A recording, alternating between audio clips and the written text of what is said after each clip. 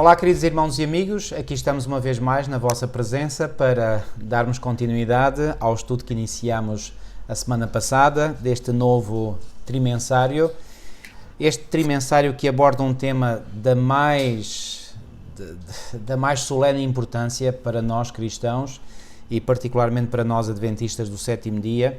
Enfim, é para todos os cristãos, mas nem todos, infelizmente, têm uma percepção deste assunto que é de veras importante, porque é na medida que nós compreendemos este grande tema, este tema abrangente do grande conflito, que nós percebemos muitos outros assuntos da Sagrada Escritura.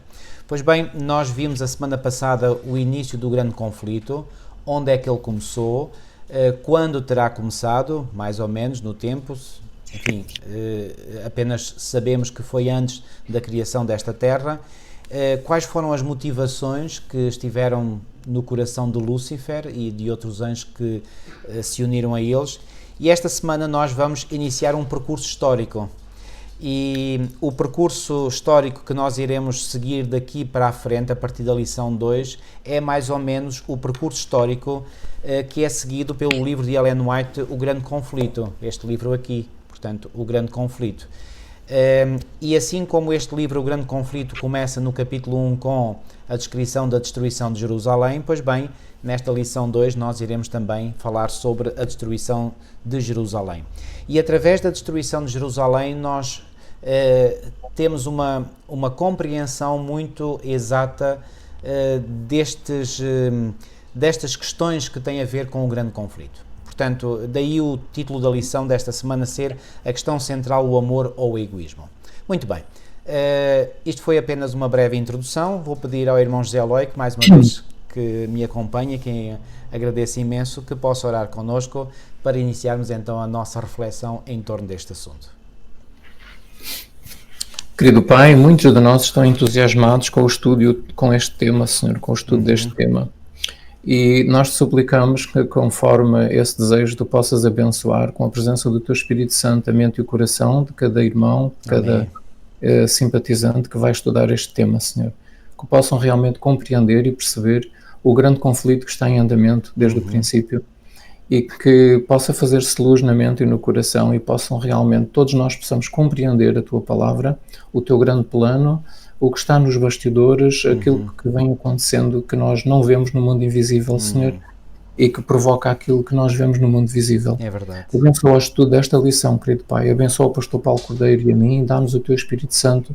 Ajuda-nos nós próprios a compreender, a ir um pouco mais fundo, a aproveitar para estudar um pouco mais e saber um pouco mais, e ajuda aqueles irmãos que nos estão ouvindo, que possam também compreender e possam sentir a alegria de compreender estes grandes temas, Amém, Senhor. Então te suplicamos a tua presença em nome de Jesus, o nosso Redentor. Amém, Senhor. Amém. Muito bem.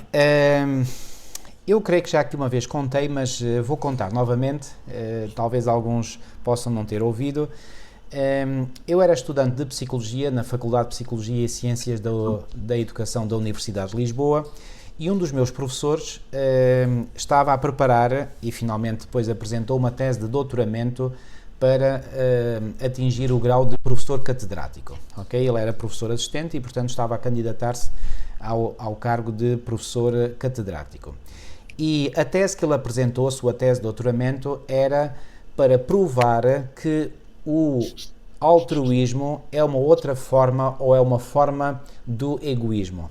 Ou seja, ele fez uma extensa investigação e, segundo a investigação que ele fez, ele conseguiu provar que, repito, o altruísmo é uma forma diferente de egoísmo. Ou seja, o altruísmo é apenas uma forma mascarada de egoísmo. Portanto, quando a pessoa manifesta altruísmo, é uma forma de egoísmo mascarada. Portanto, a pessoa tem os seus interesses pessoais, apenas manifesta que tem interesse por outros, mas o interesse que manifesta pelos outros é, no fundo, o interesse por ela própria. Atenção, isto, repito, foi a tese defendida pelo meu professor.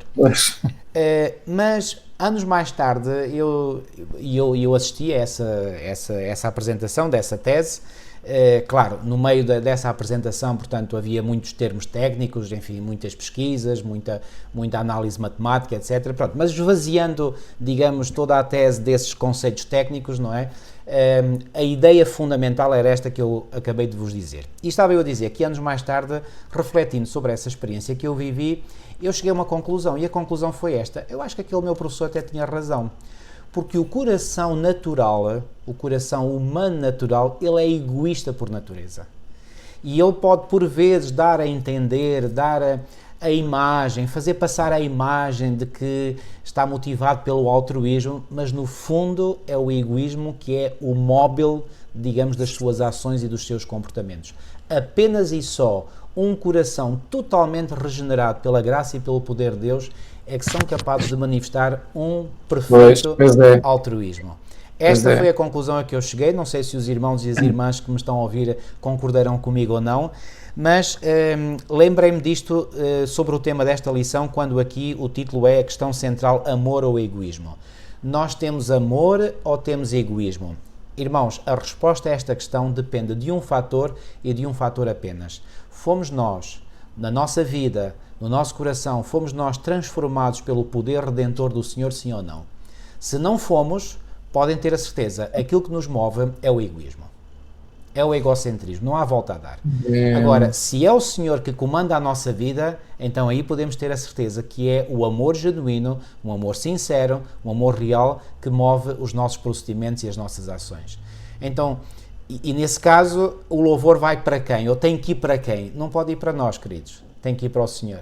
Porque é Ele que produz em nós o querer e o efetuar segundo a sua boa vontade, como disse o apóstolo Paulo. Irmão, isto foi, digamos, a essência do que eu posso dizer sobre a lição. É claro que vamos agora detalhar os aspectos históricos, não é? Mas gostaria de ouvir a sua opinião sobre este assunto. É interessante, é interessante essa ideia. Eu, para iniciar esta lição, eu diria que, portanto, nós temos que nos concentrar num pensamento, que é este, que é o grande conflito, não é? Certo, correto. Pronto, então, tendo em mente, tendo na base esta ideia do grande conflito que nós começamos a estudar, começou no céu, e com o pecado de Adão e Eva continuou aqui na Terra, não é? Tendo como fundamento esta ideia, nós podemos dizer que desde que Lúcifer estabeleceu o seu reino aqui na Terra, e desde que ele estabeleceu, ou começou a estabelecer, o tipo de governo que ele queria ter estabelecido no céu, não é? E Satanás tem experimentado vários tipos de governo, porque se um não funciona, ele experimenta outro e outro e outro, para provar que realmente os governos que ele quer implementar são melhores do que o governo que existe no céu. Pronto, e que ele queria pôr de parte. Então, o governo que ele não quis, que ele não conseguiu estabelecer no céu, ele tem conseguido estabelecer aqui na Terra, porque ele tem os seus súbditos, não é? Toda a raça humana está inclinada para desobedecer a Deus, então ele tem os seus súbditos. Então, desde que ele estabeleceu o seu reino aqui na Terra e o tipo ou os tipos de governo que ele queria estabelecer no céu, e desde que ele começou a pôr de parte a lei de Deus, porque era um dos objetivos que ele queria estabelecer no céu, é pôr de parte a lei de Deus, como sendo imperfeita e tinha que ser modernizada, e desde que ele fez isso aqui na Terra, então ele tem procurado sempre lutar contra Deus. Uma vez que ele não tem acesso à pessoa de Deus, nem à pessoa de Jesus Cristo, ele tem procurado enganar e destruir os representantes de Deus aqui na Terra. Quem são? É o povo de Deus, é a sua igreja. Exatamente. Então, desde Adão e Eva, que Satanás tem procurado enganar e destruir o povo de Deus, que são os representantes de Deus aqui na Terra, porque é uma forma de lutar contra o governo de Deus. Exatamente. É uma forma de lutar contra Deus. Quando a gente não tem acesso a quem comanda, tem acesso àqueles que são comandados, para fazer sofrer quem comanda. Exatamente. Não é? Pronto, então ele tem adotado uma estratégia dupla. A estratégia dupla é perseguição e compromisso.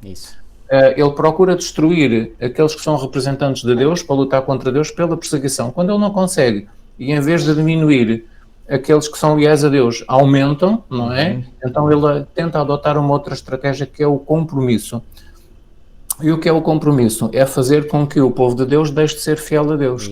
Adotando princípios, ideias, doutrinas, hábitos, costumes, cerimónias, etc., que não são de Deus, para conspurcar a verdadeira doutrina, a pureza da doutrina que vem de Deus. Então, nesta lição 2, nós vamos estudar esta estratégia que Satanás tem adotado ao longo dos séculos, que é esta primeira, que é perseguição, não é? Perseguição. E a nossa lição, número 2, fala-nos nesta estratégia da perseguição, que é uma forma de luta contra o governo de Deus. É o grande conflito contra Deus, contra Cristo e os seus anjos, contra o Pai, contra o Filho, contra o governo do céu. Então, por isso é que o título da lição diz a questão central, amor ou egoísmo. Quem é que tem o amor? É Deus, Cristo e os seus anjos e o seu povo. Quem é que tem o egoísmo? É Satanás e os seus anjos e aqueles que servem Satanás e os seus anjos. Exatamente. Então, a lição de domingo a sexta mostra-nos exatamente isto. Este grande conflito entre o amor e o egoísmo, o grande conflito entre Cristo e Satanás na pessoa dos crentes, dos seguidores aqui na Terra, ou de Satanás ou de Cristo, não é? Muito bem, irmão. Excelente resumo. Esta é a introdução que eu faria. Muito bem, excelente mesmo. Portanto, temos aqui, enfim, duas grandes realidades em confronto, ou seja, o grande conflito não é apenas um confronto, digamos, ideológico, é também um confronto de dois sistemas que se opõem e que são mutuamente exclusivos um do outro. Portanto, o amor por um lado e o egoísmo por outro. E o amor é sobretudo o interesse pelo outro, não é?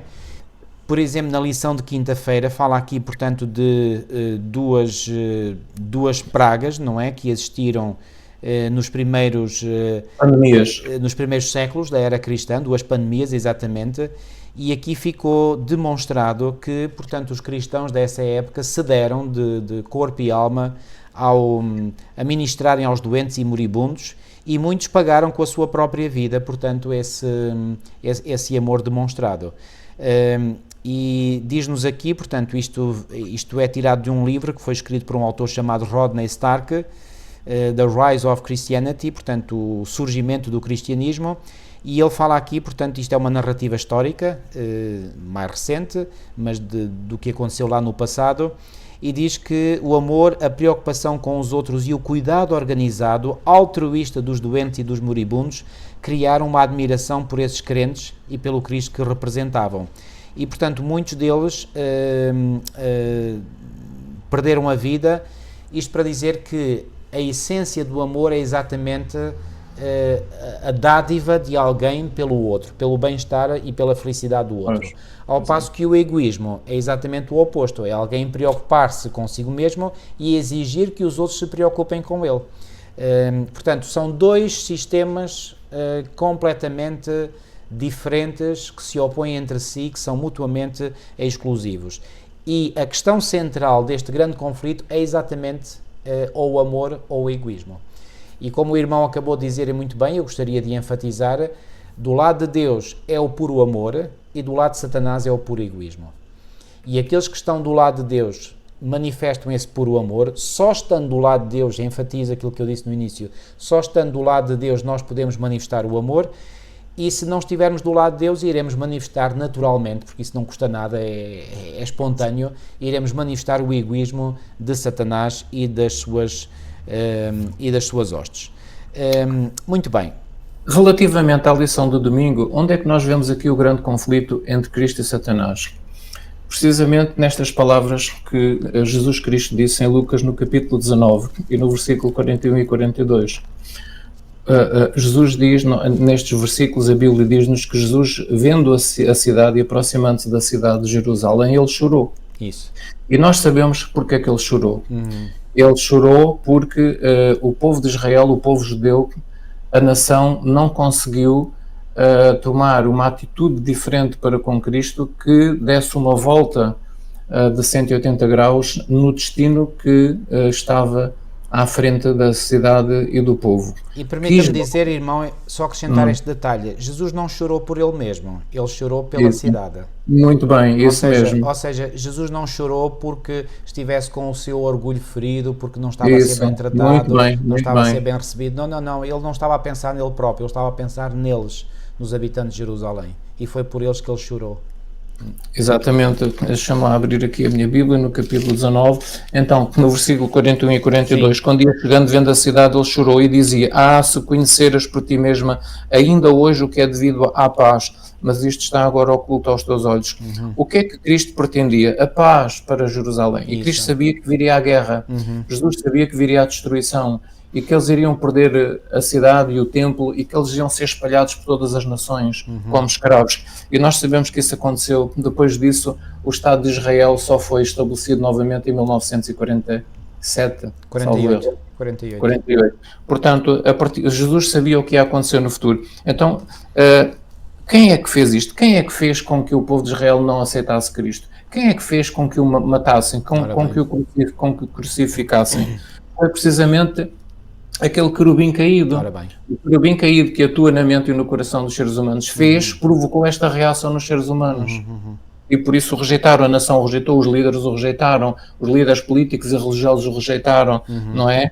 E depois diz aqui no verso 43, pois sobre ti virão dias em que os teus inimigos te cercarão de trincheiras e por todos os lados te apertarão o cerco e te arrasarão e aos teus filhos dentro de ti, não deixarão em ti pedra sobre pedra, porque não reconheceste as oportunidades da tua visitação.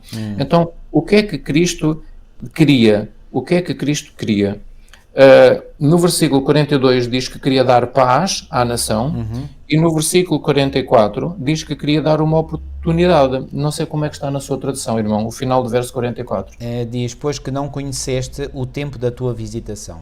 Pronto, visitação e na minha Bíblia, oportunidade. Portanto, o que é que Cristo entendia? Nós vemos aqui o grande conflito. Não esqueçamos que o grande conflito é acerca do caráter de Deus. Isso. E do caráter de Satanás. Ou seja, uma mancha foi lançada sobre o caráter de Deus. Correto. E agora esta mancha tinha que ser esclarecida. Satanás tem razão? Deus é realmente assim, como Satanás diz, ou não é? Então, este desenvolver do grande conflito aqui na Terra, desde Adão e Eva, destina-se exatamente a isso, a esclarecer a grande dúvida sobre o caráter de Deus e o caráter de Satanás. Então nós vemos aqui o caráter de Deus, não é? Que Cristo queria dar, ainda hoje, Jesus queria dar a oportunidade deles terem paz, diz o verso 42. E por isso ele chorou no verso 41. Certo. E no verso 44 ele queria dar então uma oportunidade, uma última oportunidade à nação de Israel, para que eles não fossem o quê? Para que não acontecesse o quê? O que diz o verso 43. Os teus inimigos te cercarão de trincheiras. Isso. E serás apertado de todos os lados pelo cerco. E o 44, o princípio, diz, e te arrasarão, e arrasarão os teus filhos dentro de ti, e não deixarão pedra sobre pedra. Não é? Então, Cristo... Onde é que nós vemos aqui o conflito? Cristo a querer impedir, porquê? Certo. Porque ele ama, ele é amor, e quer impedir isso, quer salvar, e vemos aqui Satanás no seu grande conflito, no seu ódio para com o povo de Deus, o que é que ele quer? Destruir, matar, destruir e matar, arrasar. Portanto, nós vemos aqui já, portanto, a atuação do grande conflito. Mostra aqui o que é o caráter de Deus e o caráter de Satanás. Correto. Não é? Então, é isto que a lição de domingo nos mostra nestes versículos. E estas palavras de Jesus que o irmão acabou de ler aqui em Lucas 19, 41 a 44, são absolutamente cruciais para nós entendermos o porquê, ou seja, o que é que esteve na causa da destruição de Jerusalém. Porque alguns se perguntam, mas porquê que Deus permite isto? Porquê que Deus permite aquilo? Porquê que Deus permite o sofrimento do seu povo? Porquê que Deus permite... Bom, Deus não quer... E devemos dizer isto claramente, Deus não quer que o seu povo sofra, Deus não quer a infelicidade do seu povo, Deus não quer que o seu povo seja destruído ou perseguido, mas o que é que acontece? Ele quer salvar, e ele quer salvar para dar vida e vida com abundância. Salvar e restaurar o caráter, porque essa salvação que Cristo quer dar envolve a restauração do caráter do ser humano, recuperando a glória de Deus, o caráter de Deus que a raça humana tinha no princípio. Isto é fundamental, nunca esqueçam isto. Fundamental. Aqueles que nos estão a ouvir, nunca esqueçam isto, porque isto está na base. Isto está na base. É o grande objetivo, é aquilo que se perdeu e é aquilo que tem que ser recuperado. Então isto está na base. E eu diria que, em primeiro lugar, Deus quer que nós tenhamos uma compreensão clara e correta do seu caráter, okay? Para que, em seguida, passemos para a fase seguinte e possamos nós próprios vir a ter o caráter do nosso Salvador. Isso mesmo, correto. Agora, não chegaremos a esta segunda fase de ter o caráter do nosso Salvador se, em primeiro lugar, tivermos uma compreensão equivocada do caráter de Deus, porque aí não vamos lá chegar, não é? Portanto, eu digo que há duas fases muito importantes no nosso percurso espiritual. Primeiro, ter uma compreensão clara, correta do verdadeiro caráter de Deus e, em segundo lugar, almejar e lutar com Deus para que esse caráter se possa reproduzir em nós. Porque se assim não for, estaremos perdidos. Portanto, isto é a base, nunca se esqueçam disto. Vamos agora ver Mateus capítulo 23, versículo 37 e 38, que a lição de domingo nos fala. E neste capítulo e nestes versículos nós vemos novamente este contraste entre o caráter de Deus e o caráter de Satanás. Ou seja, vemos aqui o grande conflito entre Cristo e Satanás. Então, no versículo 37 diz: Jerusalém, que matas os profetas, apedrejas aqueles que te são enviados, quantas vezes quis eu reunir, não é, os teus filhos e tu não quisestes, não é? E depois no verso 38 diz: a vossa casa vos ficará deserta. O que é que nós vemos aqui? O caráter de Satanás. Qual é o caráter de Satanás neste grande conflito? É matar os profetas, é apedrejar aqueles que Deus envia para redimir o seu povo. Certo. E qual é o caráter de Cristo ou de Deus aqui, que nós vemos aqui? Eu quis reunir os teus filhos. Isso. Eu quis salvar os teus filhos. Portanto, nós vemos aqui realmente o grande conflito entre Cristo e Satanás, não é? E Cristo põe aqui bem claro realmente estas duas tendências, estas duas, portanto, situações que têm existido ao longo dos séculos desde Adão e Eva, não é? Então, eu diria, para além daquilo que o irmão disse, e muito bem, no versículo 38, quando nós lemos que Jesus disse: eis que a vossa casa vai ficar-vos deserta, não entendamos estas palavras de Jesus como significando apenas que, portanto, o templo iria ficar deserto no sentido de ficar destruído, ficar em ruínas. Aqui, eis que a vossa casa vai ficar-vos deserta, era a presença de Deus retirar-se-ia daquela casa. E eu acredito que quando Jesus saiu do templo, como indica logo a seguir no início do capítulo 24, diz assim: e quando Jesus ia saindo do templo, aproximaram-se dele os seus discípulos para lhe mostrarem a estrutura do templo. Jesus, porém, lhes disse: não vedes tudo isto? Em verdade vos digo que não ficará aqui pedra sobre pedra que não seja derribada.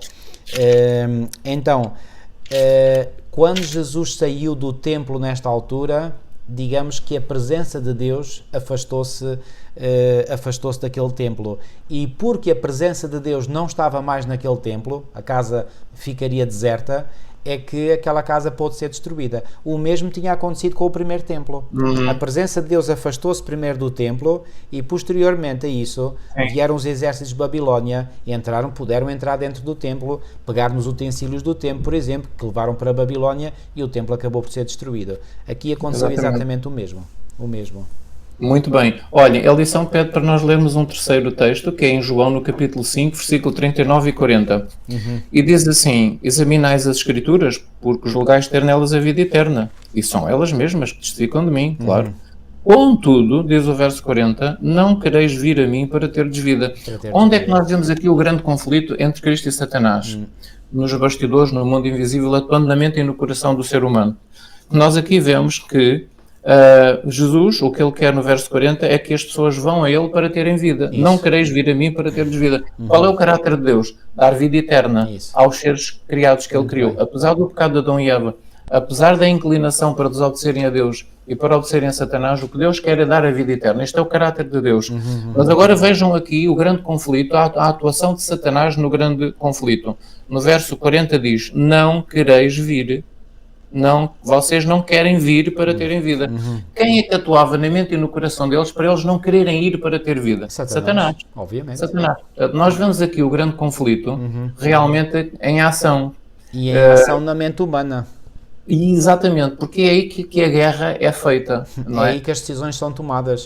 Exatamente, portanto, embora ele também faça a guerra depois fisicamente, não é? Matando e destruindo, quando as pessoas na fogueira e na tortura, etc. Portanto, mas tudo começa na mente.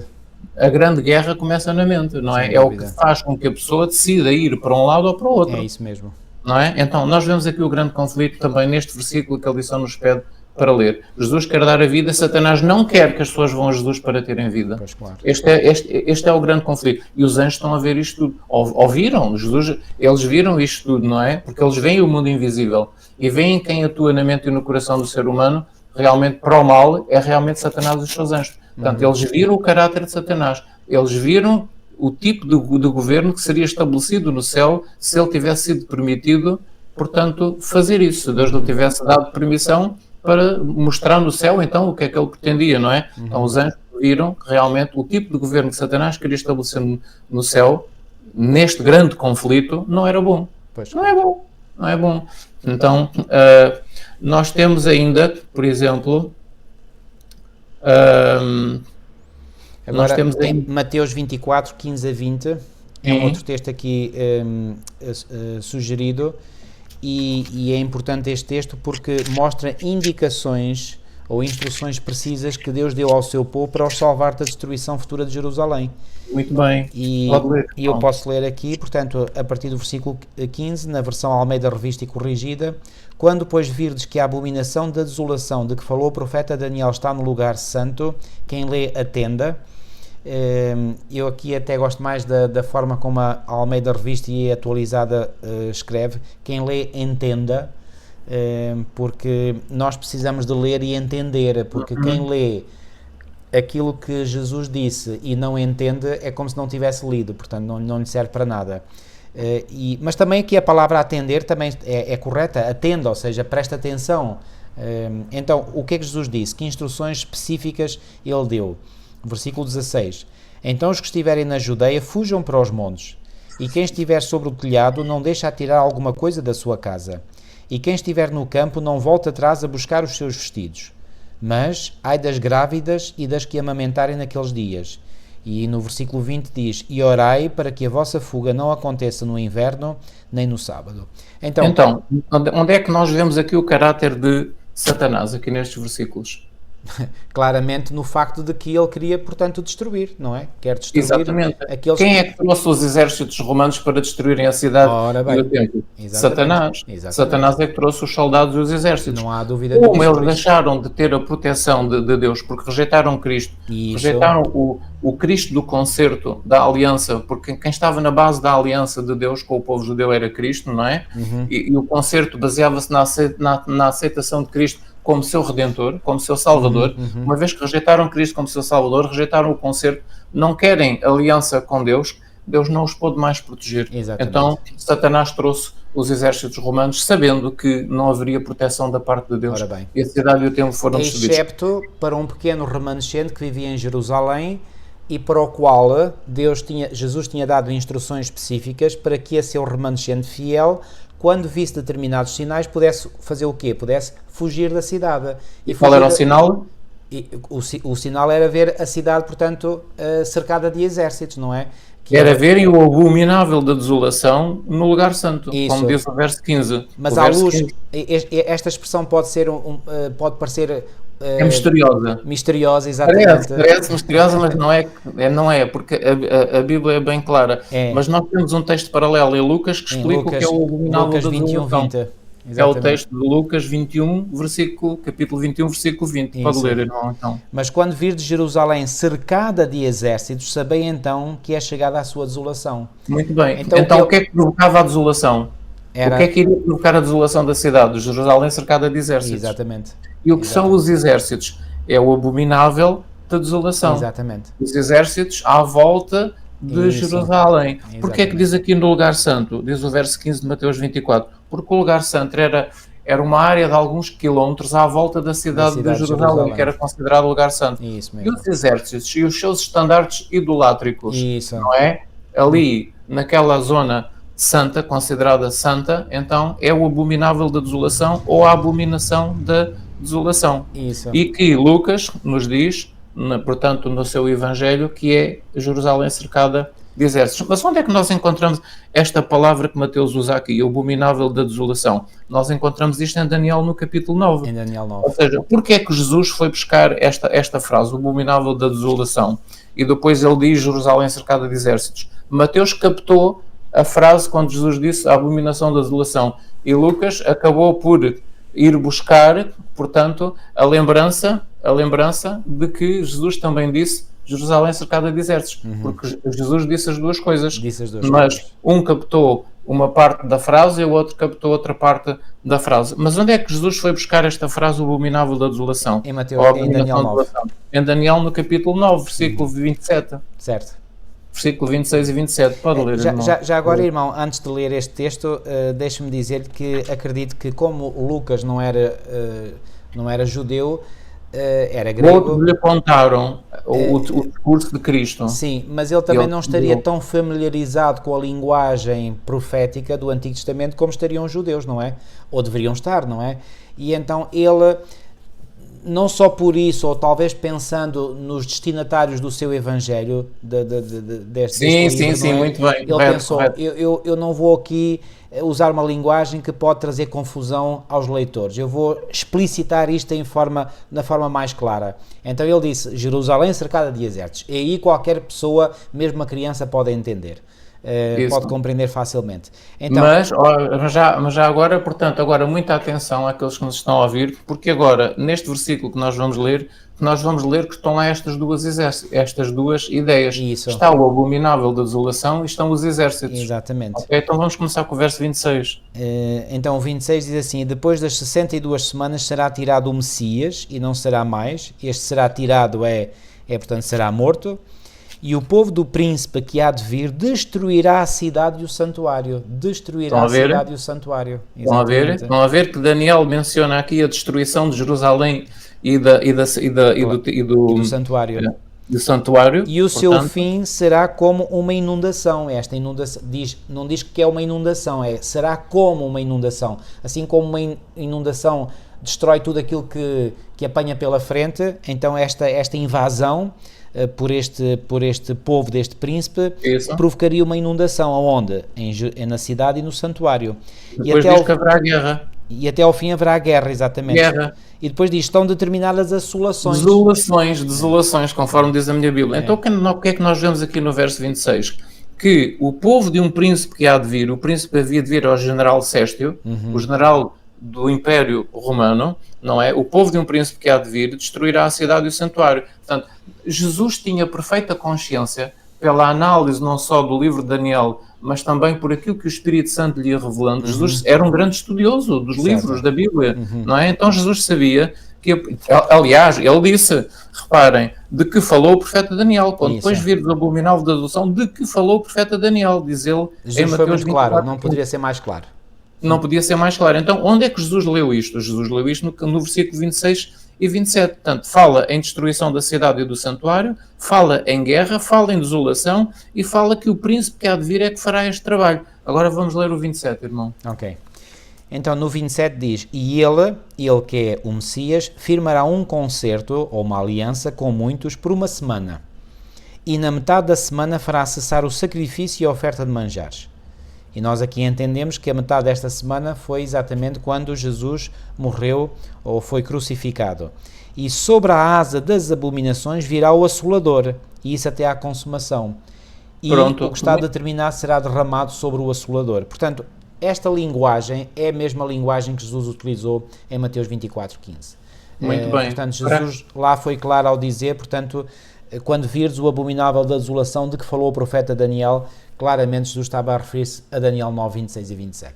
Exatamente. E já agora um ponto, um pormenor também interessante que pode ajudar também a esclarecer esta questão.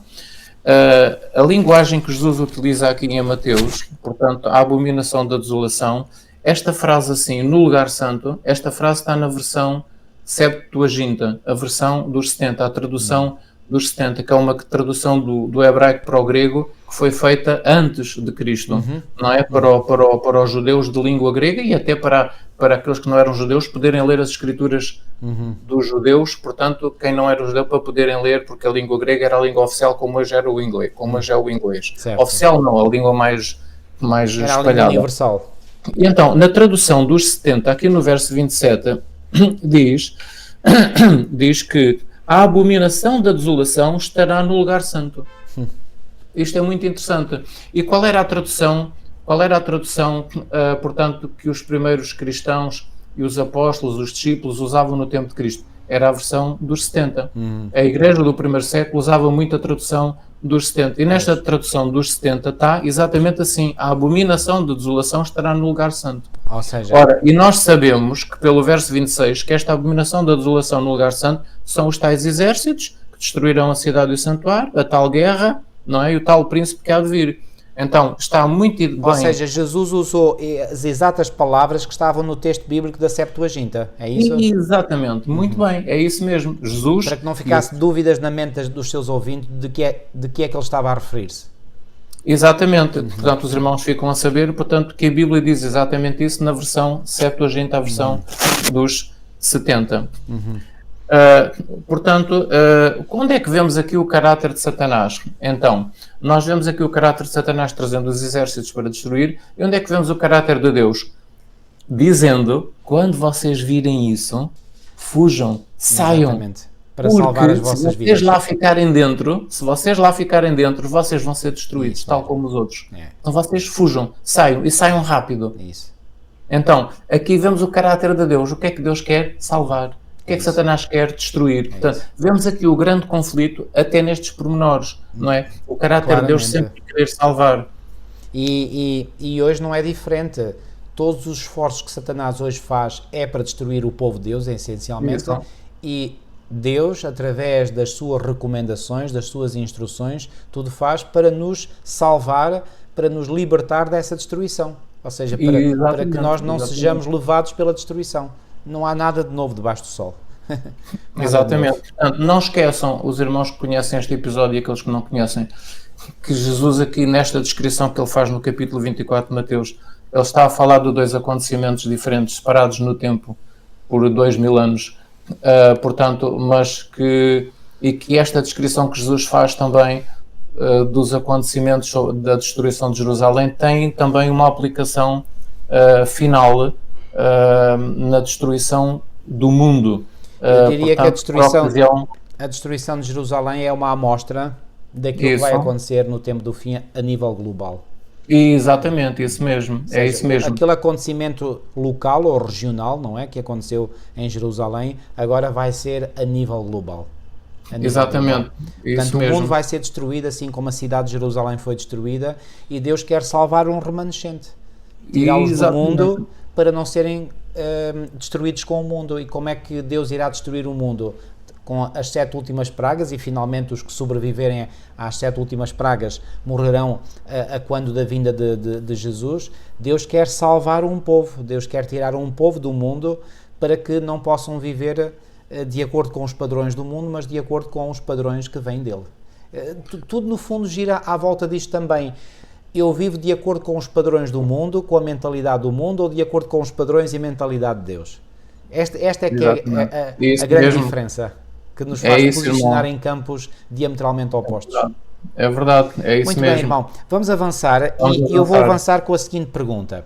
Não parece estranho para vós que Deus tenha dito aos seus fiéis, ou seja, àqueles que prestassem atenção às suas palavras, para fugirem da cidade de Jerusalém quando vissem a cidade a ser cercada de exércitos? E a pergunta que naturalmente se pode colocar, não é? Qualquer mente racional a colocará é: como é que eu posso fugir de uma cidade que está cercada? Quer dizer, a resposta é óbvia, simplesmente não se pode. Já agora um parênteses aqui, portanto, interessante. Nós, naquilo que o irmão vai dizer, nós vamos agora perceber o caráter de Deus e o caráter de Satanás. Isso. E vamos aqui ver o caráter de Deus. Prestem atenção ao caráter de Deus aqui, nisto que o irmão vai dizer. Então, é evidente que não se pode fugir de uma cidade que está cercada, não é? Mas, enfim, agora eu vou fazer aqui um exercício, digamos, de divagar um bocadinho, mas eu creio que é uma divagação segura, não é em terreno impróprio, não é em terreno inseguro, é em terreno seguro, que é o seguinte: eu acredito que talvez durante aqueles anos que precederam a destruição de Jerusalém, muitos cristãos que tomaram em atenção e aceitaram, sem pôr em causa as palavras de Jesus, se terão perguntado: como é que nós vamos fugir da cidade de Jerusalém se ela vai estar cercada?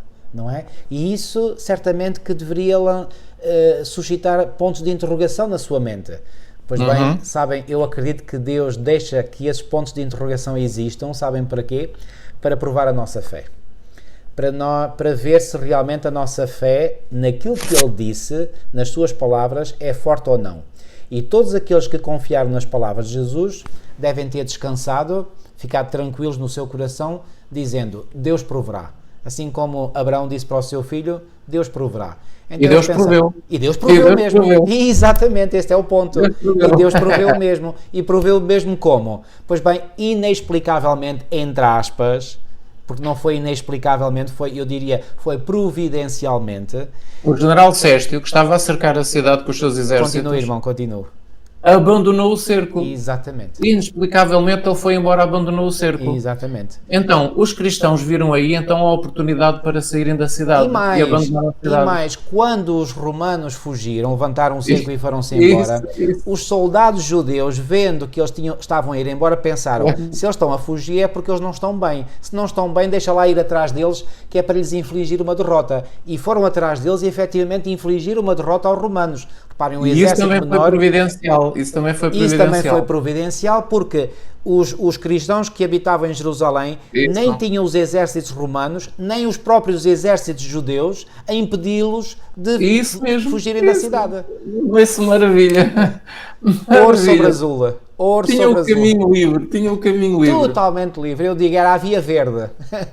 É a Via Verde. E para onde é que eles foram? Foram para uma cidade ali perto que se chamava a cidade de Pela. Pela, exato. É? Então eles fugiram para essa cidade. Que era do outro lado do Rio Jordão. É do outro lado do Rio Jordão, para o lado direito do mapa, para este. Para o lado oriental, sim. Para o lado oriental. Uhum. E foi assim. Onde é que vemos aqui o caráter de Deus?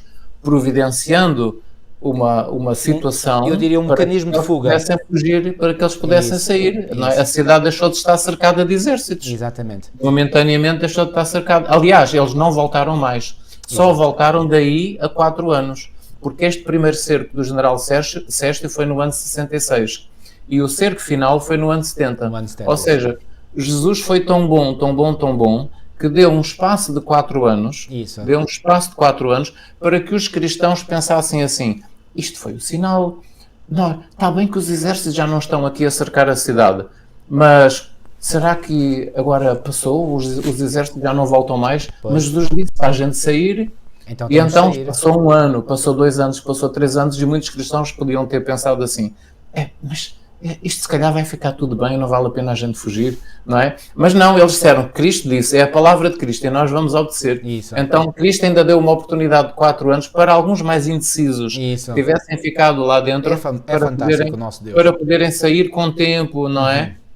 E sabe, irmão, todos aqueles que fizeram da palavra de Cristo a palavra segura, esses tomaram a decisão correta. Eles saíram de Jerusalém. E nós sabemos que nem um só cristão pereceu na destruição da cidade de Jerusalém. Nem um só. Obedeceram à palavra do seu mestre. Exatamente. E eu aproveito para dizer o seguinte, queridos irmãos, que é o seguinte: se nós hoje igualmente, a exemplo dos cristãos do primeiro século, confiarmos implicitamente nas palavras de Cristo, irmãos, quando chegar o tempo, podemos ter pontos de interrogação na nossa mente, como os cristãos do primeiro século certamente tiveram. Mas se nós dissermos assim, ok, eu não sei como é que Deus irá providenciar um mecanismo de fuga, só sei que Ele o fará, porque Ele tem poder para isso. Então eu só tenho que confiar e fazer aquilo que Ele me pede para eu fazer. A partir desse momento, Deus proverá. E Deus vai mesmo prover. E reparem, muitas pessoas às vezes me perguntam, pastor, o que é que acontecerá neste tempo e naquele tempo, e depois de sair o decreto dominical e quando começar o tempo de angústia e quando sair o decreto de morte, e eu digo, irmão, eu não tenho resposta para todas as questões, porque não tenho mesmo. Nós apenas devemos confiar naquilo que está escrito, confiar na palavra que Deus disse através dos seus profetas, confiar implicitamente e no tempo apropriado, fazer as nossas escolhas em função daquilo que Deus disse. A partir desse momento, irmãos, deixemos-nos confiar nas mãos do Senhor, porque Ele proverá uma via de escape e proverá mesmo. E aquilo que aconteceu com Jerusalém é uma lição importantíssima que nos ensina que devemos confiar implicitamente naquilo que Jesus disse e deixar tudo nas mãos de Deus. E obedecer, claro. Não é? Então cumpriu-se aqui aquilo que diz o Salmo 46:1, Deus é o nosso refúgio, a nossa fortaleza, socorro bem presente, que é um texto que a lição nos pede para ler em segunda-feira. E cumpre-se aqui também o texto de Isaías 41, versículo 10, da lição de segunda-feira, que diz, não temas, eu sou contigo, não te assombres, eu sou o teu Deus, eu te fortaleço, eu te ajudo, eu te sustento. não é? Com a minha destra fiel. Isso Então, mesmo. nós temos que confiar de facto no Senhor.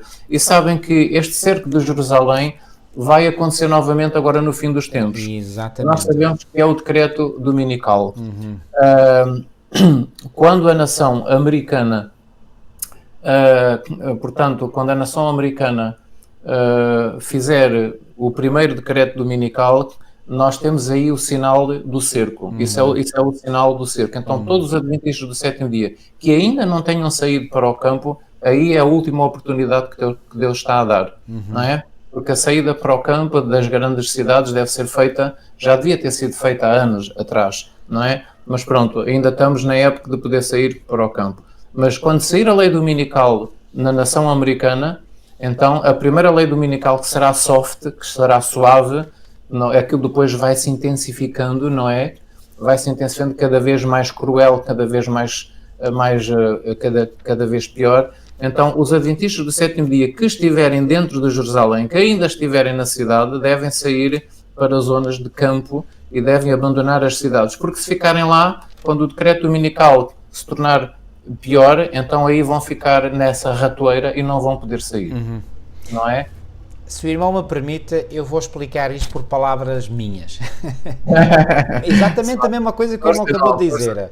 Não, em termos de conteúdo, é exatamente o que o irmão disse. Portanto, o que o irmão disse está corretíssimo. Só que eu vou dizer isto de uma outra maneira. E eu gosto de usar uma linguagem, digamos, mais bíblica, que é o seguinte. Reparem bem, houve um cerco à cidade de Jerusalém no passado. Okay? No ano 66. Exatamente. Depois, esse cerco foi levantado e depois veio um outro cerco. Okay? No ano 70, 4 anos depois. Exatamente. E, aliás, no auxiliar do dinamizador, ou do professor, até vêm lá alguns dados muito interessantes e um deles, por acaso que eu até desconhecia, que diz que no ano 70, portanto, começou por haver a queda das duas primeiras muralhas que protegiam a cidade de Jerusalém em abril do ano 70, e a terceira muralha que protegia a cidade de Jerusalém acabou por ser quebrada vários meses depois, no dia 30 de agosto, que foi o mesmo dia, o próprio dia em que o templo foi queimado. Então, temos mesmo a data exata, portanto, quando é que o templo foi destruído? No dia 30 de agosto do ano 70, ok? 30 de agosto do ano 70. Então, o que é que acontece? Houve um cerco literal a uma cidade literal, feita por um povo literal, e esse povo literal eram romanos, ok? No tempo do fim, e porque Jesus, ao responder à pergunta que os discípulos lhe fizeram, ele uniu os acontecimentos que tinham a ver com a destruição da cidade de Jerusalém com os acontecimentos que precederão a sua segunda vinda, no tempo do fim, não é? Jesus uniu os dois acontecimentos. Isso. Então podemos esperar que no tempo do fim haja também um cerco. Só que esse cerco será um cerco espiritual, a uma cidade espiritual, provocada por um poder espiritual, não é? E com medidas espirituais. Então, agora descodificando isto, o que é que isto acontece? Foram romanos que cercaram o povo de Deus, o Israel espiritual, o Israel daquele tempo. Pois bem, serão novamente os romanos, no tempo do fim, que farão um cerco, não um cerco literal, mas eu diria um cerco circunstancial, um cerco de circunstâncias, ao Israel espiritual do tempo do fim. Quem é o Israel espiritual do tempo do fim? É aquele que, à luz de Apocalipse 12, 17 e 14 e Apocalipse 14, 12, guarda os mandamentos de Deus. Os mandamentos de Deus e tem o testemunho de Jesus. Exatamente. Então, esses serão perseguidos e serão encurralados ou serão cercados, não podendo comprar nem vender, ou seja, ficarão bloqueados de desenvolver a sua vida. Então, para que eles não possam ficar totalmente encurralados e vir a ser destruídos, o Senhor diz para eles saírem. E assim como a fuga dos cristãos do primeiro século foi a fuga de uma cidade, no tempo do fim é a fuga das cidades. E a fuga das cidades para onde? Para os campos. Portanto, aquilo que o irmão disse é perfeitamente correto, mas isto é com base num paralelismo que é perfeito, que é absolutamente perfeito. É isso mesmo. Ou seja, quando nós adventistas falamos num decreto dominical, eu até gostaria que nós... O que está certo, porque o decreto é o decreto impondo a observância do domingo, o que limita a liberdade dos filhos de Deus que querem respeitar o sábado do sétimo dia, ok? E já agora não esqueçam, isto é um decreto estatal. Um É um decreto decreto estatal. do governo. Para o Exatamente. governo fazer este tipo de decreto, significa que nessa época, quando sair o decreto, o governo já estará unido à Igreja.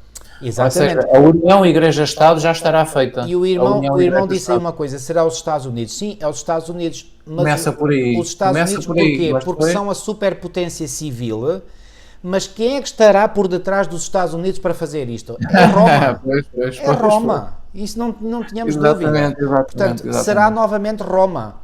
Portanto, Roma age nos bastidores, serve-se do poder civil para impor a sua vontade. Ok? Isso. Ao impor a sua vontade ao mundo, os verdadeiros filhos de Deus entram em crise, vão sofrer, não é? Mas Deus, no seu cuidado protetor, no seu amor para com os seus filhos, sabendo o que é que o inimigo está tramando na mente dele, diz, olha, saibam isto, quando vós virdes isto, então sabei que está próxima à destruição. Portanto, quando sair o decreto dominical suave, é a altura dos adventistas saírem é a altura, não, é a última É a oportunidade. última oportunidade, exatamente. O chamado para sair das cidades já está a ser feito há mais de 100 anos. Olha, irmão, há autores adventistas que acreditam que o primeiro cerco ao povo de Deus no tempo do fim ocorreu na década de 80 do século XIX. Porque houve tentativas nos Estados Unidos de impor uma lei dominical. E depois esse cerco que estava para ser montado acabou por se desfazer, não é? Sim. E portanto, desde então, ou seja, assim como o irmão disse que desde o primeiro cerco até ao segundo houve 4 anos, um período de 4 anos, provavelmente nem todos os cristãos saíram na mesma altura, uns saíram logo no primeiro ano, outros no segundo ano, outros no terceiro ano, enfim, estamos a imaginar porque não temos dados concretos que nos possam afirmar isso, mas é perfeitamente plausível que assim tenha sido. Então, e alguns saíram, digamos, na 1/10 hora, para usar a linguagem da parábola de Jesus. Então, também desde os anos 80 do século XIX até hoje, estamos em tempo de sair das cidades. Isso mesmo. Claro, Okay. uns já saíram, outros estão a sair, outros irão ainda sair, mas a última oportunidade é quando É a última vier oportunidade, o segundo exatamente. cerco. Aí, quem não sair da cidade quando sair o decreto dominical suave, E aí vai ficar em maus lençóis. vão ficar entalados. Vão ficar entalados. Vão ficar, porque reparem, depois para sobreviver, como é que podem fazer? Têm Pois. que comprar para poder sobreviver. E portanto Exatamente. não poderão sobreviver sem isso. Ou então tem que ter uma fé muito firme para não se deixar abalar, mas não vai ser fácil, não vai ser nada fácil. Então, o Senhor na sua omnisciência e no seu amor para com os seus filhos, Ele diz, olha, preparem-se, quando vocês virem isto, é a altura para fugir. Exatamente. Para fugir. Portanto, o Senhor providencialmente vai agir. E vemos aqui novamente o conflito entre Cristo e Satanás. Satanás a fazer o decreto dominical e Deus a dar uma oportunidade nessa altura bem. para o povo sair das cidades, não é? Exatamente. E o aviso. Enfim, há aqui... Muito bem, vamos passar um pouco agora mais à lição de terça-feira, ok? E na terça-feira nós vemos que a igreja no tempo inicial, ou seja, a igreja primitiva, ela foi cruelmente perseguida. Os discípulos enfrentaram ameaças, conforme nos é relatado em Atos 4:17. Eles foram, e já agora permita-me mesmo ler este texto, eles foram intimados a não falar mais sobre Cristo, e o texto diz mesmo, mas para que não se divulgue mais entre o povo, ameacemo-los para que não falem mais nesse nome a homem algum. Quem é que estava por detrás deste decreto? Quem é que estava por detrás desta ameaça? Satanás, que não queria que o nome do seu rival fosse anunciado. Portanto, continuamos a ver o grande conflito aqui. Claramente.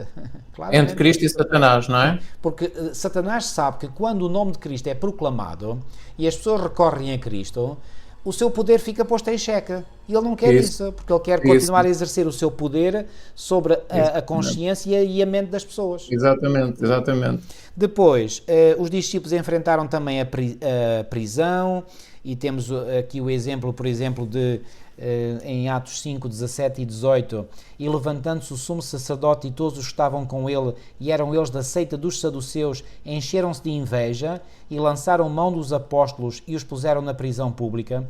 Já agora, aqui esta guerra que havia entre saduceus e fariseus é muito interessante, porque os saduceus eu diria que era a ala liberal do judaísmo, ao passo que os fariseus eram a ala conservadora Sim, isso. do judaísmo. Nem uns nem outros estavam certos. Nem uns nem outros estavam. É assim, os judeus até estavam certos na doutrina, porque Jesus, em Mateus 23:2, diz que fazei tudo aquilo que eles vos disserem, porém não os imiteis, porque eles dizem e não fazem. Eu já agora eu vou ler esse texto, portanto é em Mateus, no capítulo 23, e nos versículos 2 e 3 diz assim, vou ler um também. Então falou Jesus à multidão e aos seus discípulos, dizendo, na cadeira de Moisés estão assentados os escribas e fariseus. Observai, pois, e praticai tudo o que vos disserem, mas não procedais em conformidade com as suas obras, porque dizem e não praticam. Então, qual era o problema dos fariseus, que eram, digamos, a seita conservadora do judaísmo? Eles eram muito corretos quanto à sã doutrina. O problema é que eles não viviam aquilo que ensinavam. Ou seja, ensinavam corretamente, mas depois não viviam. E, portanto, não estavam bem. Os outros, os saduceus, vêm mencionados no capítulo anterior, no capítulo 22, e diz, por exemplo,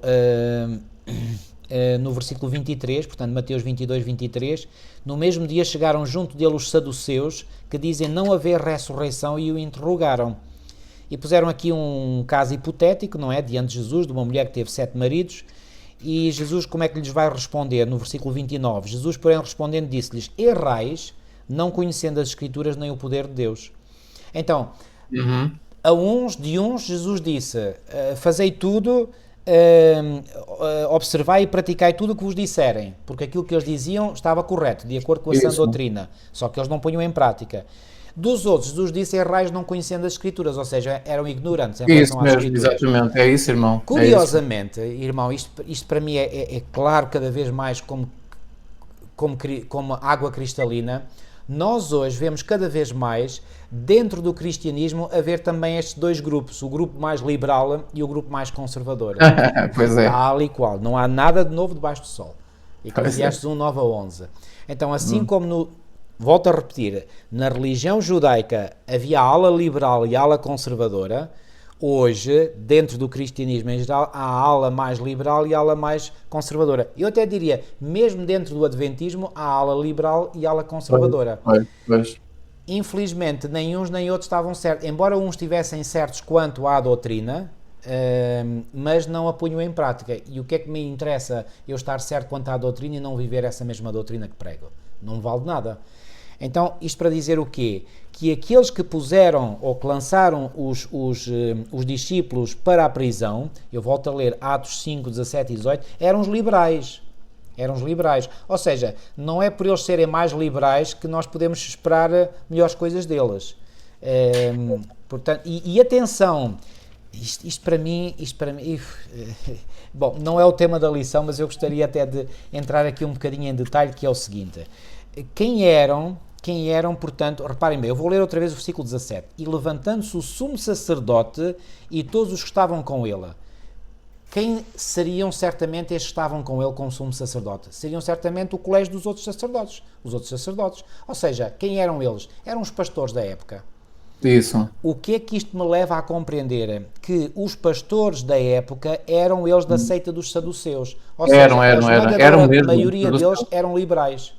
Era a linha sacerdotal, portanto, os sacerdotes pertenciam à facção dos saduceus. Isso está correto, irmão. Era mesmo assim. Os sacerdotes eram saduceus. Portanto, a classe sacerdotal era mais liberal do que conservadora. E saduceu. Será que isso ensina alguma coisa para os dias de hoje? Pois.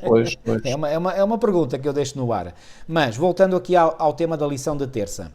Houve a perseguição, como é que nós sabemos? Em Atos 8:1 nos diz que fez naquele dia uma grande perseguição contra a igreja que estava em Jerusalém. Okay? Muito bem. Depois, alguns morreram, como foi o caso de Estevão, Atos 7:59, e apedrejaram a Estevão.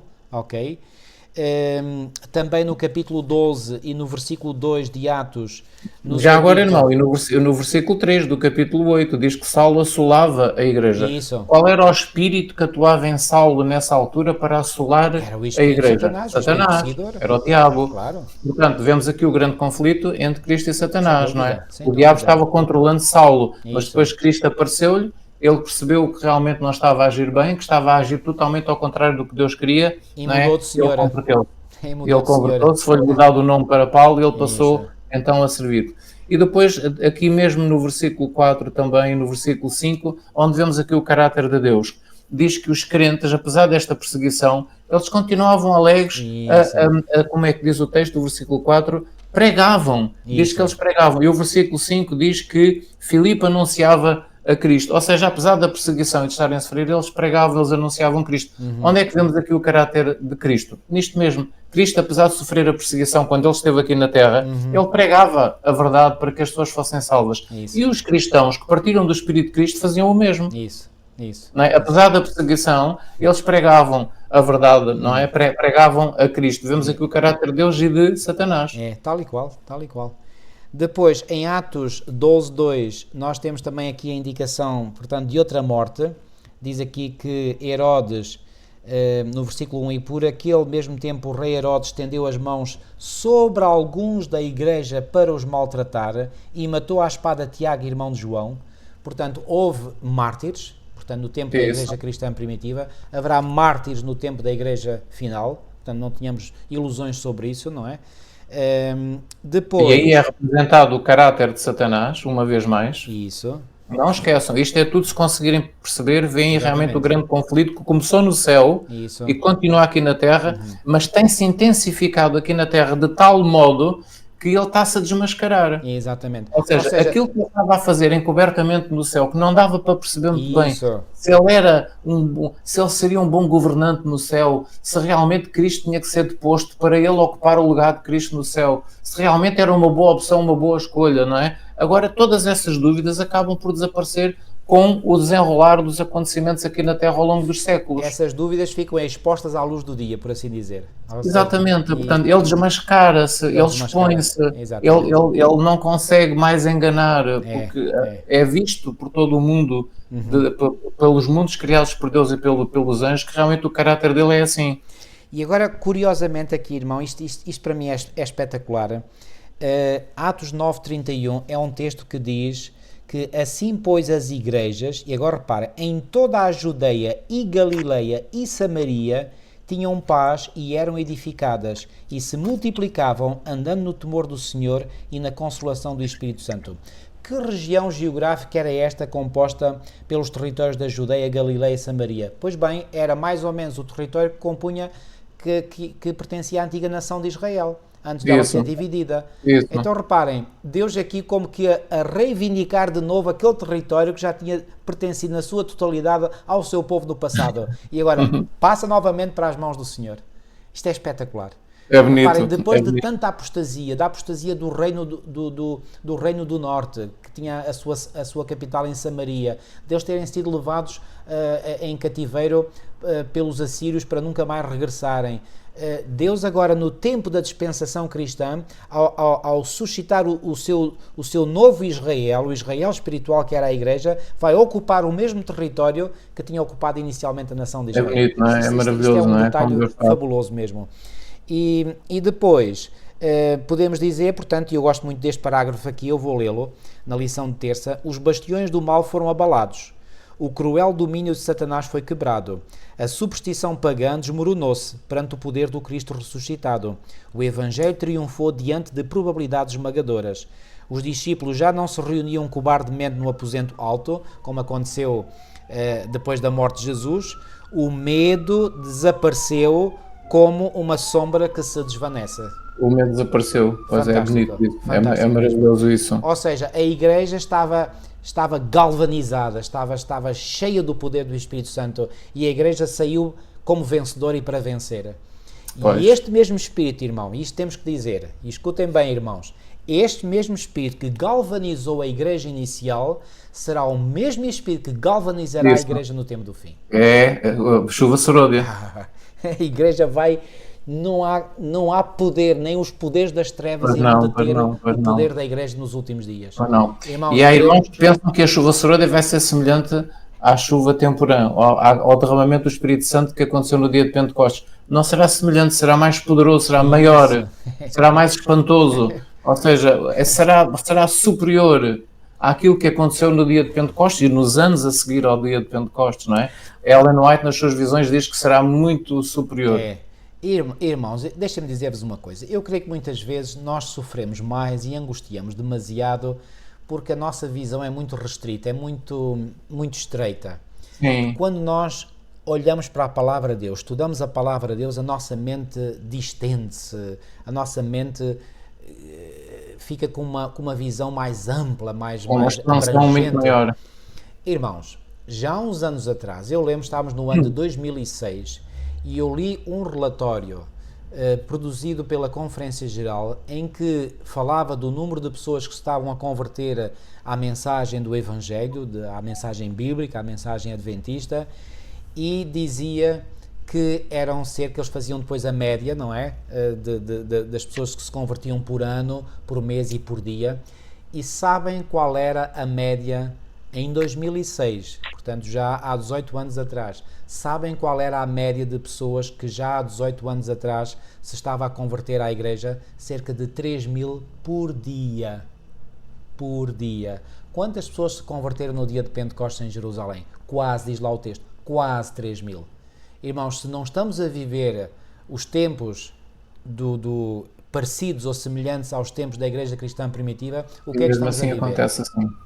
Nós temos que ver as coisas numa forma global, irmãos. Muitas vezes nós olhamos só para a nossa pequenina realidade local, da nossa igreja local, etc. E vemos as coisas de uma forma muito limitada. Irmãos, estendam a vossa visão, abarquem tudo, porque hoje a missão da igreja é mundial. É mundial. Exatamente. O que é que diz a mensagem do primeiro anjo? Que o Evangelho tem que ser pregado para servir de testemunho a toda a nação, tribo, língua e povo. Então, a missão da igreja está a acontecer em todo lado. Ainda recentemente ouvi o pastor Ted Wilson, presidente da Conferência Geral, dizer que há milhares de cristãos na Arábia Saudita, que se acreditava não havia lá cristão nenhum e muito menos adventistas. Estão lá. Na Índia, os cristãos estão a multiplicar-se enormemente, na China também, em todo o continente asiático, um continente que durante séculos esteve sob a opressão de religiões pagãs, e o cristianismo está a florescer, está a crescer. Irmãos, isto é real. Nós não sabemos, e às vezes quando ouvimos estas notícias, enfim, se calhar aquilo entra-nos num ouvido, sai no outro. Retenhamos estas informações, fiquemos com estas informações em mente. O Espírito de Deus está a agir e vai agir ainda mais poderosamente. Deus não deixou o seu povo, irmãos, Deus não deixou a sua igreja. Nós podemos passar por dificuldades, assim como os nossos queridos irmãos e irmãs do primeiro século passaram. Nós não nos podemos esquecer disso, porque quando nós estivemos a passar por dificuldades, estivemos a ser perseguidos ou maltratados, nós tínhamos em mente que os nossos irmãos, em todos os séculos da história, e particularmente no primeiro século da era cristã, passaram por essas mesmas dificuldades, e ao sabermos que os nossos irmãos do passado passaram por essas dificuldades, isso nos vai dar ânimo ao passarmos por dificuldades semelhantes, mas saibamos que mesmo que nós venhamos a ser mártires, a causa de Deus não irá cair por terra. A causa de Deus irá ser vencedora. Totalmente vencedora. Irmãos, eu alego meu regozijo por pertencer a uma causa e ter como meu Senhor um mestre que nunca perdeu nenhuma batalha. Isto é fantástico, irmãos. Podemos perder, às vezes, digamos, aparentemente, reparem, assim como a morte de Cristo aparentemente foi uma derrota para Cristo, mas naquela aparente derrota foi a maior de todas as vitórias que Cristo alcançou na história do universo. Isto é fabuloso, nós termos essa visão. Então, mesmo que tenhamos às vezes pequenas derrotas, irmãos, saibamos que se estamos com Cristo, se não largamos a mão de Cristo, se nós tomamos a firme decisão de dizer, haja o que houver, estremeça por onde estremecer, do meu Senhor eu não largo a minha mão. Irmãos, Exatamente. Nós seremos vencedores. Nós seremos vencedores. Não há a menor sombra de dúvidas. Portanto, estamos numa guerra. É uma guerra real, é mais do que real, é realíssima. Não é uma utopia, não é uma ideia que está na nossa mente. Não, a guerra é real. Mas nessa guerra real temos um Salvador real, temos um Deus real do nosso lado. Temos alguém que envia anjos reais, poderosos e majestosos para nos guardar e para nos... irmãos, É uma guerra externa, e interna. Externa e interna. Que argumentos temos nós para dizer, ok, eu não aguento mais, eu vou desistir? Mas desistir como está tudo ao nosso alcance? Todas as armas estão à nossa disposição. Nós temos todas as bazucas e morteiros e granadas e metralhadoras à nossa disposição. Estou a falar no sentido espiritual, obviamente. É isso. Porque é assim, apesar de tanta perseguição, eles não desistiram de pregar. Exatamente. Neste primeiro século, e no segundo e no terceiro, eles não desistiram de pregar, apesar da perseguição, do martírio, da tortura. Eles não desistiram. E Cristo desistiu quando ele sofreu ali no Getsemane, e quando ele sofreu na cruz. Ele desceu da cruz e disse, não, eu não aguento, eu volto para o céu, eu não quero continuar, eu não quero ser pregado na cruz. Não é? E Jesus também não desistiu, apesar da perseguição contra ele e cruel, não é? Cristo foi até ao fim. A palavra para pregar desistir... o quê? Para pregar o caráter do Pai, Exatamente. Para pregar o caráter de Deus. Irmão, escutem uma coisa. A palavra desistir não pode fazer parte do léxico do cristão. Não pode. Essa palavra tem que ser posta de fora. Desistir, não... Porque o nosso Deus nunca desistiu de nós. Nunca desistiu de levar o plano da redenção até ao seu cumprimento e execução finais. E, portanto, ele não vai desistir. Não vai desistir. E vamos nós desistir se temos todas as armas à nossa disposição. Temos até a bomba atómica à nossa disposição. Irmãos, não dá para desistir mesmo. Não dá. Não podemos abandonar a verdade. Não podemos abandonar a verdade. Não podemos abandonar a doutrina adventista. Não podemos abandonar aquilo que nós aprendemos. Portanto, temos que continuar firmes e fiéis à doutrina adventista e àquilo que nós aprendemos e à verdade. É como diz aqui a lição, portanto, terça-feira. Fiéis no meio da perseguição. Exatamente. Portanto, agora, olhem, irmãos, não se esqueçam do versículo de Apocalipse, capítulo 12, versículo 13. Não é? É muito importante, que é o fundamento para nós compreendermos isto tudo. Apocalipse 12, 13 diz que o dragão perseguiu a mulher. Isso. Ora, nós sabemos que a mulher simboliza a igreja e o dragão simboliza o diabo. Certo. Então, depois de Cristo ascender aos céus, o diabo ficou tão irritado de não conseguir vencer Cristo que ele perseguiu então a igreja. Ora, essa perseguição tem sido ao longo dos séculos, desde o primeiro século da era cristã. Não é? Exatamente. E então, como ele tem praticamente a igreja hoje nas suas mãos, a igreja, para onde é que ele agora direciona os seus ataques? Para o remanescente. Isso. Para o remanescente da sua semente, como diz Apocalipse 12, 17.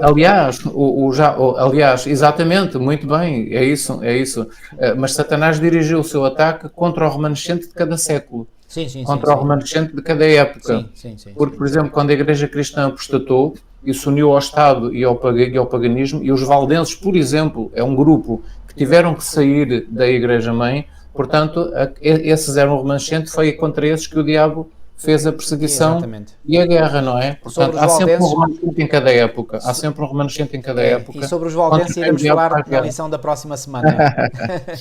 Ok. Muito bem. Agora, na lição de quarta-feira é assim, enquanto, por um lado, a igreja estava envolvida numa guerra, uma guerra aberta com as forças do mal, Satanás, que fazia guerra contra a igreja a partir do exterior, muitas vezes também minava ou tentava minar o interior da igreja. Isso mesmo. E havia também uma frente interna, não é? E houve um momento em que essa perturbação interna se agudizou, eu diria assim. E agudizou-se quando? Quando as viúvas dos gregos, ou pelo menos os gregos sentiram que as suas viúvas estavam a ser, como se diz hoje muito, estavam a ser, portanto, discriminadas em relação às viúvas dos judeus. Nós lemos isso em Atos no capítulo 6, ok? Atos capítulo 6, se o irmão quiser ler, pode ler. Atos capítulo 6. Sabem, esta história das viúvas, de haver uma murmuração, sabem que isto não era real, isto não estava de facto a acontecer, mas o inimigo conseguiu colocar esse pensamento, esse sentimento na mente deles naquela época. Portanto, sabem, eu às vezes ouço falar muito em discriminação, este grupo é discriminado, aquele grupo é discriminado. Muita dessa discriminação é fictícia, não é real. Não quer dizer que não possa existir, que também há. Não quero também fechar os olhos à realidade e dizer que não há discriminação nenhuma. Não, há. Mas muita da discriminação que é para aí propalada é fake, é fictício. Eu lamento dizer, mas isto custa-me às vezes, coitadinhos dos homossexuais são discriminados e é os negros são discriminados e é este grupo, é aquele e são as mulheres e são este e não sei quanto. Muito disso é conversa fiada, portanto não há discriminação real, muitas vezes a pessoa na sua percepção distorcida pensa que é discriminado, mas na realidade não é discriminado. Pelo menos aqui neste caso era assim. E aqui portanto, eu não havia de facto uma discriminação. Eu subscrevo as suas palavras, irmão. Eu também acredito, claro, o clamor foi dado, mas era um clamor baseado em factos que não eram verídicos. Portanto, eram sentimentos que o diabo colocou no coração de alguns líderes para criar uma divisão. E aqui as diferenças uma guerra. Aqui porque eram povos diferentes, ou seja, não vou dizer raças, mas pronto, até podemos dizer diferenças raciais, não eram os gregos, eram os judeus, ou seja, um grupo passou a achar que era discriminado em relação a outro grupo. Portanto, e hoje, infelizmente, temos isto dentro da igreja, há grupos que pensam dentro da igreja que são discriminados em relação a outros. Irmãos, isto custa mais vezes, isto dói-me o coração porque... Portanto, onde é que vemos aqui o grande conflito? O grande conflito da parte do diabo, vemos aqui ele em colocar na mente e no coração de alguns líderes e de alguns membros de igreja que eles estavam a ser discriminados, embora não estando. Foi um sentimento que foi colocado exatamente. Mas pronto, uma vez que eles se queixaram, a igreja tomou providências para que as coisas funcionassem do modo mais perfeito. Muito bem. E as coisas passaram a funcionar do modo mais perfeito. Mas vejam aqui a atuação de Satanás. Ok? Não esqueçam isso. Mas leiam o versículo 1, irmão, de Atos 6. Atos 6. Ora, naqueles dias, multiplicando-se o número dos discípulos, houve murmuração dos helenistas contra os hebreus, porque as viúvas deles, dos helenistas, estavam sendo esquecidas na distribuição diária. Pois. Aqui diz helenistas, aqui a minha versão diz mesmo gregos. Portanto, os gregos, exatamente. É o mesmo. Ou seja, a igreja era composta já por gregos e por hebreus, ou seja, por várias nacionalidades, raças, culturas, não é? E houve uma cultura... Portanto, neste caso, um povo, os gregos, que achavam que estavam a ser discriminados em relação aos outros. O que é certo é que os 12, versículo 2, diz: e os 12, convocando a multidão dos discípulos, disseram, multidão dos discípulos, isto faz a comunidade dos discípulos. Foi toda a comunidade. Ou seja, isto foi uma reunião administrativa de igreja. Ou seja, estavam todos os membros presentes. Sim, exatamente. Não foi só do conselho de igreja, foi toda a igreja. É um concílio da Igreja de Jerusalém. Foi um concílio, foi um pré-concílio. O concílio depois vem mencionar no capítulo 15. É uma assembleia. Exato. Então os 12, convocando a multidão dos discípulos, disseram: não é razoável que nós deixemos a palavra de Deus e sirvamos às mesas. O que é que os discípulos perceberam? Isto é um plano do inimigo para quebrar, digamos, o nosso Ministério Público da Palavra. E eles disseram: não vamos embarcar nesta. Isso. Irmãos, isto dá-me cá uma o grande conflito. O que é que Satanás estava a querer fazer? O que é que o diabo estava a querer fazer? Isso que o irmão disse. Bloquear a pregação dos apóstolos. Isso, exatamente. Isso mesmo. Porque o diabo as forças do mal estavam a ser, conforme eu li aqui há bocadinho, portanto, estavam a ser abaladas. Como diz aqui, portanto, na lição de terça-feira, os bastiões do mal foram abalados e estavam a ser abalados. E estavam a ser abalados porquê? Pela pregação poderosa da força do Espírito Santo do Evangelho, não é? Exatamente. E o diabo então quis criar um problema dentro da igreja para, digamos, fazer calar os apóstolos. Isso. E eles disseram: não vamos embarcar nessa. Nós vamos ter que resolver, vamos ter que dar a volta por cima, mas nós não vamos deixar o ministério da palavra. Exatamente. Aleluia, glória a Deus, abençoada a hora em que eles tomaram esta decisão. E hoje, irmãos, por muitas dificuldades que hajam sociais, culturais, dentro da igreja, nada nos deve fazer impedir de continuar a proclamar a mensagem da verdade presente para este tempo. Nós temos que prosseguir. O diabo não quer, ele vai fazer tudo para nos impedir de falar, não nos devemos calar. Exatamente. E qual é a responsabilidade primeira, básica, dos ministros de Deus hoje? É apresentar a palavra. E reparem aqui, versículo 3, eles disseram: escolhei, pois, irmãos, de entre vós 7 varões de boa reputação, cheios do Espírito Santo e de sabedoria, os quais constituamos sobre este importante negócio, mas nós quem? Nós, os apóstolos, perseveraremos na oração e no ministério da palavra. Qual era o objetivo supremo dos apóstolos? O ministério da palavra. Não é a ação social. A ação social é para os diáconos. a ação principal dos ministros é a pregação da palavra, é a ministração da palavra. E daí não podem abdicar. Exatamente. Irmãos, isto para mim é sagrado na minha mente. Eu sinto que, como ministro do Evangelho, não posso abdicar desta função, senão eu tenho que dar contas a Deus e estou em maus lençóis perante Deus. Não posso abdicar de falar da palavra de Deus. Senão eu sou um ministro desnaturado, não é? O ministro é para pegar na palavra de Deus e falar aos outros. Claro, para poder falar aos outros dessa palavra com autoridade, ele próprio tem que a viver em primeiro lugar. Isso é ponto assente. Ok? Mas não pode deixar de falar. E então diz aqui, e curiosamente, e eu tenho que dizer isto, eu já uma vez apresentei isto num sermão, curiosamente eles então elegeram 7 homens, e o primeiro dos quais podemos dizer que era o primeiro diácono, seria Estevão, versículo 5, era homem cheio de fé e do Espírito Santo, e depois fala em Filipe, em Prócoro, em Nicanor, em Timão, em Pármenas, em Nicolau, que era prosélito de Antioquia. Talvez fosse este Nicolau que veio a desviar-se e que deu aquilo que no livro do Apocalipse fala das obras dos Nicolaitas. Talvez. Ok? É possível, ok? E depois diz no versículo 6, e os apresentaram ante os apóstolos e estes orando lhes impuseram as mãos. Curiosamente, até os diáconos que estavam encarregados de uma ação social dentro da igreja, eles se tornaram, alguns deles, dos melhores evangelistas que a igreja cristã primitiva teve. Estevão foi um grande evangelista. Este Filipe, que desceu a Samaria, era o diácono. Então reparem, qual era o objetivo supremo da missão da igreja? Como é que a igreja entendia a sua missão? E eu tenho que dizer isto, irmãos, porque hoje parece haver na mente de muitos membros da igreja a concepção de que a ação mais importante que a igreja tem que fazer é a missão social. Eu não estou a descurar a missão social, mas a missão mais importante, a suprema missão da igreja é a ministração da palavra. Exatamente, isso mesmo. Os discípulos, os ministros não podem abdicar dessa sua soleníssima responsabilidade. E mais, mesmo os diáconos, mesmo aqueles que foram investidos pela igreja com a autoridade para ministrarem às necessidades sociais, mesmo esses, no passado, ambicionaram a pregação da palavra e tornaram-se grandes evangelistas. E hoje, todos aqueles que estão imbuídos dessa responsabilidade, como diáconos, como anciãos, devem ter como supremo objetivo a ministração da palavra. Isso mesmo, exatamente. É a ministração da palavra, amigos. Irmãos, não há volta a dar. Não há volta a dar. Vemos aqui então o caráter de Deus manifestado de um lado e o caráter de Satanás manifestado do outro.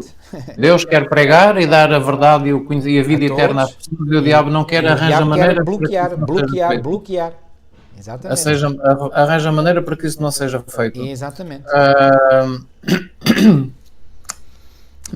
Muito bem, irmão, não sei se tem mais alguma coisa aqui a dizer. Passamos para a lição de quinta-feira. Estamos quase a chegar ao limite do nosso tempo. É isso mesmo. E na lição de quinta-feira fala aqui um legado de amor. E este legado de amor eu já fiz referência há bocadinho mais atrás, que portanto nas comunidades cristãs dos primeiros séculos, e há um testemunho que nos vem portanto desses primeiros séculos. Houve 2 pandemias devastadoras que assolaram os primeiros séculos, no ano 160 depois de Cristo e também no ano 260. Os cristãos avançaram e ministraram aos doentes e moribundos. Cá está, portanto, a igreja não apenas se dedicava ao ministério da palavra, volto a dizer, esse é a missão número 1 da igreja, mas também faziam esta parte social, esta parte de cuidado, de cuidar dos doentes, dos necessitados. E diz-nos que o ministério de amor altruísta, sacrificial, cuidadoso dos cristãos teve um enorme impacto na população. Com o passar do tempo, milhares, até mesmo centenas de milhares e depois milhões no Império Romano tornaram-se crentes em Jesus durante essas 2 epidemias. O amor, a preocupação com os outros e o cuidado organizado, altruísta dos doentes e dos moribundos criaram uma admiração por esses crentes e pelo Cristo que representavam. E há uma citação de Tertuliano, que é um autor cristão muito conhecido, que diz: são sobretudo os atos de um amor tão nobre que levam muitos a pôr-nos um rótulo, a nós cristãos um rótulo. Qual é esse rótulo? Vejam, dizem eles os pagãos, como eles se amam. Então reparem, até os pagãos notavam que os cristãos entre eles se amavam muito. Isso. E Jesus foi claro, e este é um texto que vem no Evangelho de João, capítulo 13, versículo 35. Qual foi o sinal que Jesus disse pelo qual os seus discípulos seriam conhecidos no mundo? Como é que é? Vamos lá ler, João 13, 35. Nisto todos conhecerão que Isso. sois meus discípulos, se tiverdes amor uns para com os outros. Exatamente. João capítulo 13, versículo 35. Exatamente. Portanto, os cristãos dos primeiros séculos, eram cristãos que se amavam uns aos outros. E porquê? Porquê que se amavam uns aos outros? Porque, em primeiro lugar, eles tinham um amor absolutamente indefectível para com o seu Deus, para com o seu Senhor. Em resposta ao amor, era uma resposta de gratidão ao muito que eles sentiam e que sabiam que Deus tinha feito por eles. Ao dar o seu próprio filho. Quando nós ficamos com essa concepção, com essa percepção daquilo que Deus faz por nós, não pode haver outra resposta. Não pode haver outra resposta. Nós temos que amar a Deus. E ao amar Deus, digamos, na sequência desse amor que queremos manifestar para com Deus, vamos amar os nossos semelhantes. Os nossos irmãos na fé, outros. Eles podem estar ainda defeituosos, pois claro que sim, estamos todos defeituosos, todos nós fomos apanhados e fomos contaminados pelo vírus do pecado, não é? Mas não importa. Esse amor é um amor, nós não amamos os outros por eles serem dignos do amor. Nós amamos apesar de não serem dignos, assim como Deus nos ama, apesar de não sermos dignos do seu amor. Estão a ver? Portanto, a relação de forças é a mesma. É a mesma. Então, é este legado de amor que eu acredito, irmãos, e para terminar, que os nossos irmãos e irmãs dos primeiros séculos da história da Igreja nos deixaram e que nós devemos continuar, e não apenas continuar, levar até ao término. Porque eu acredito de todo o meu coração que nós estamos a viver os últimos anos da história da humanidade. E, portanto, a missão da Igreja está a chegar ao fim. A missão da Igreja está a chegar ao fim, irmãos. E a missão da Igreja vai terminar em apoteose. Em apoteose. Não é aquelas apoteoses bombásticas, em climas de festa. Não é nada disso. É uma apoteose calma, tranquila, mas poderosíssima no poder do Espírito Santo. Exatamente, é isso mesmo, é isso. Aliás, esse amor da Igreja primitiva, essa piedade, esse amor da Igreja primitiva vai ser reavivada, reacendida, quando Deus derramar o seu Espírito Santo em chuva soródia sobre o remanescente, sobre aqueles que são fiéis, para darem o tal alto clamor, aquela pregação mundial com grande poder sobre a verdade. Queria chamar só aqui a atenção para o facto de... Pode terminar. O irmão vai terminar. Mas é isso, o amor vai ser tão visível para o mundo todo à nossa volta que as pessoas vão querer saber sobre a verdade. E vão se converter e vão aceitar a verdade, porque veem nessas pessoas o amor de Cristo. Exatamente. Vão ver o amor de Cristo quando Jesus derramar o seu Espírito Santo. Mas a grande tragédia é que, por exemplo, o irmão disse, e muito bem, que Tertuliano cita aqui na lição de quinta-feira, diz que os de fora, os que não são crentes, dizem: vejam como eles se amam. Eles realmente amam-se uns aos outros. Era uma coisa que fascinava os pagãos, como eles chamam uns aos outros. E sabem que este Tertuliano viveu no século II e um bocadinho do século III, portanto entre o ano 145 e o ano 220 depois de Cristo, do Tertuliano. Portanto já estamos aqui no segundo século e um bocadinho do terceiro século. Exatamente. Eu chamo a vossa atenção para... O que significa que nessa altura de Tertuliano a igreja ainda estava forte, ainda era viva, era uma igreja cheia de garra. Era. No entanto, já tinham começado a perder o primeiro amor, a maioria. Já. Porque se nós lermos aqui Apocalipse, o capítulo 2... Isso, na carta à igreja de Éfeso.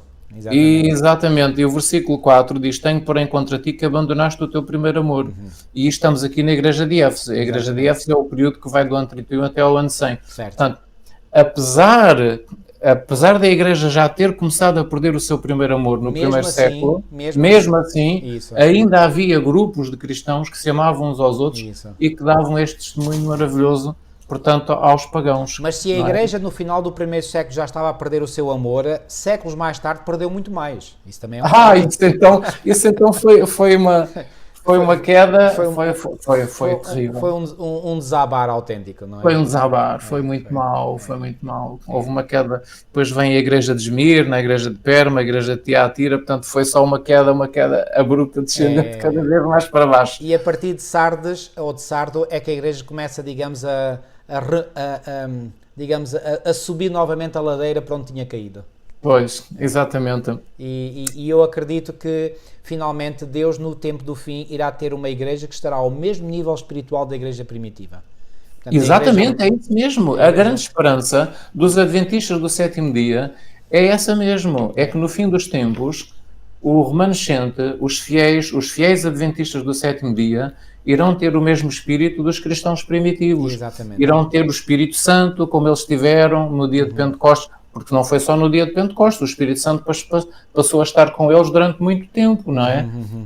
Aliás, e as línguas que eles falaram não foi só no dia de Pentecostes, as línguas que eles nunca tinham aprendido. Certo. Eles falaram fluentemente essas línguas até ao fim da sua vida. Isso. Não foi só no dia de Pentecostes que falaram em muitas línguas. Portanto, o Espírito Santo, as línguas, esses dons, esses milagres, continuaram durante décadas.